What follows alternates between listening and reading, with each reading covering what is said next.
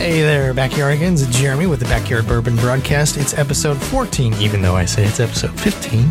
It's episode 14 of the Backyard Bourbon Broadcast. Today we cover streets in our little town. We cover Jim being black, and we cover the long overdue movie review of Dunkirk. This is episode number 14, not 15, of the Backyard Bourbon Broadcast.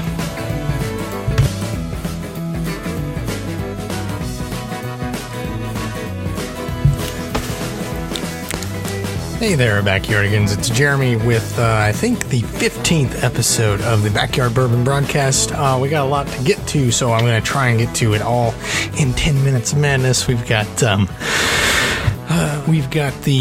long overdue movie review. I'm going to do Dunkirk. Going to maybe talk about the difference I'm noticing between Maker's Mark and Jim being black, and actually I'm preferring the Jim being black. Spoiler alert, too late. I will give you a spoiler alert on Dunkirk. I will be talking about the ending for those one of you that have maybe seen the movie.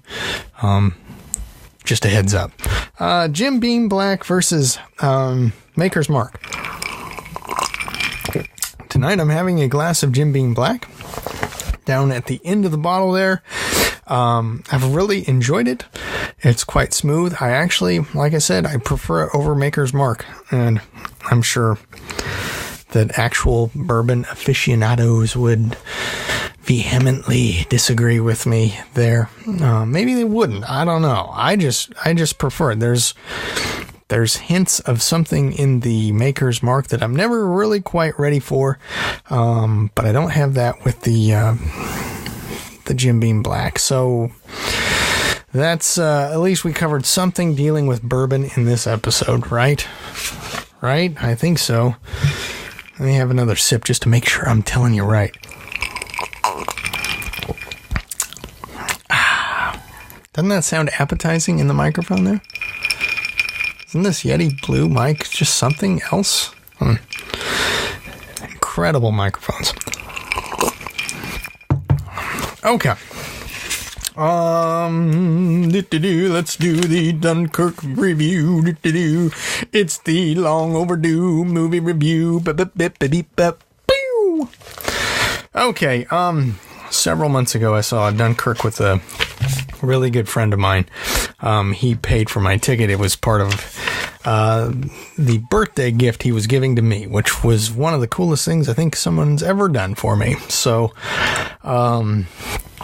that was a great experience, great thing to do for me. I really appreciate it. It was not necessary at all, but appreciated it nonetheless, which made not liking Dunkirk even harder.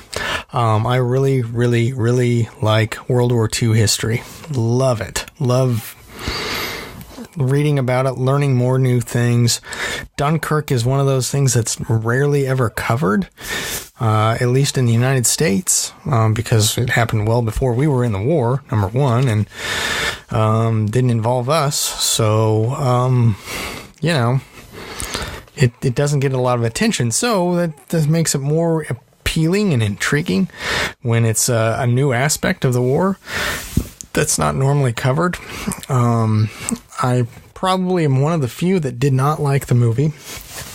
I liked it, but not to the extent that other people just thought it was just mind-blowing and jump out of their seats and clap at the end of the movie. I was not to that extent. So let's get into it.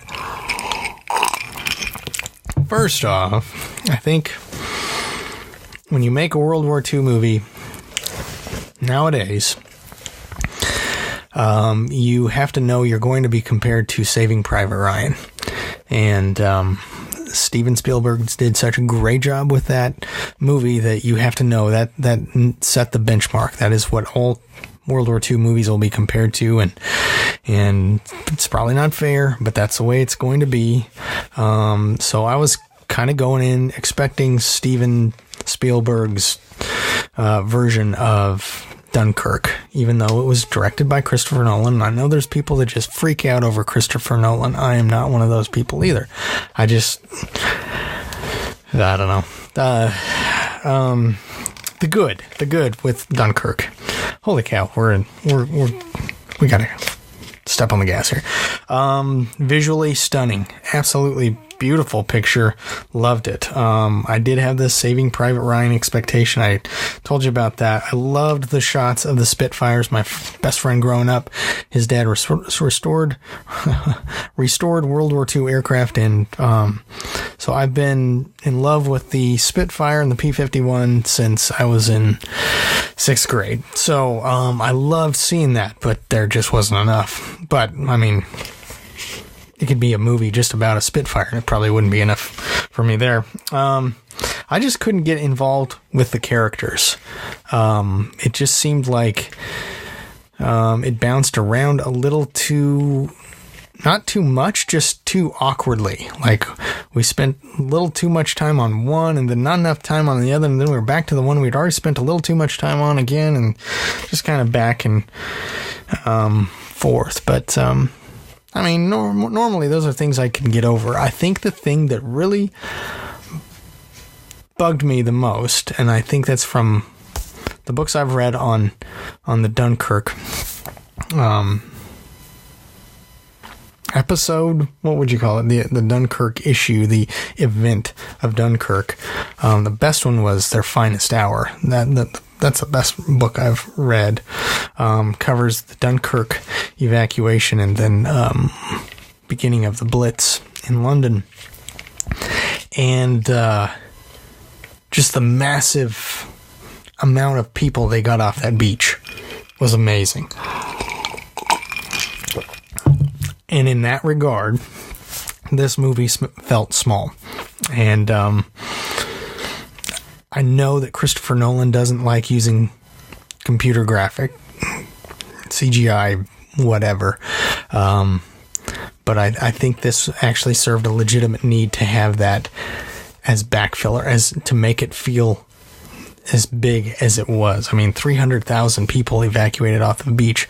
I know you didn't have that many people on the beach. You couldn't. Who can afford to do that in a movie? That's where I think the CGI was actually legitimately needed for those scenes. You could fill in battleships out in the ocean. The armada that came across, the number of boats, all of it just seemed so small. It seemed like it was a movie trying to replicate that and just trying to be like, oh, we're going to shoot it from this angle and just kind of make it feel like there's a lot more boats than there are. And I just wasn't buying it. So there was that. And then the final thing, this is the spoiler alert. So shut it off now if you haven't already. And if you haven't seen the movie, at the end, the one Spitfire pilot, knowing that England is already low on pilots and aircraft, why did that pilot continue to fly the plane up and down the beach? He had already run out of fuel. So land it near the guys, right? Where they could possibly get more fuel to the plane and then fly it back to England. Land it near your people, setting it on fire, and then surrendering to the Germans because you landed the plane so far from your own troops? What sense does that make? You lost both the plane and the pilot now. If you would have landed near the evacuation site, at least you could have been evacuated, put back across the channel, and then put into another plane. At least they wouldn't have lost another pilot. That was just dumb for me. It made no sense. I don't see any pilot in the RAF doing that, knowing how critically low they were on both pilots and aircraft. So it was just, I don't know. I saw people just like leaping out of their seats and just happy about it. And I don't know.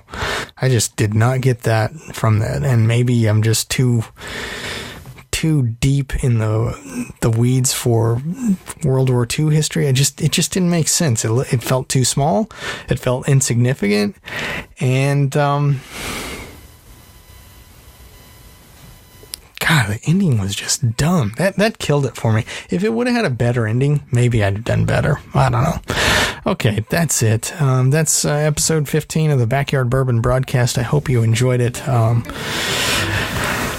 Next time we'll do another movie review possibly, or another story that I've written. Hopefully it keeps me on track. Hope you enjoyed this episode number 15 of the Backyard Bourbon broadcast.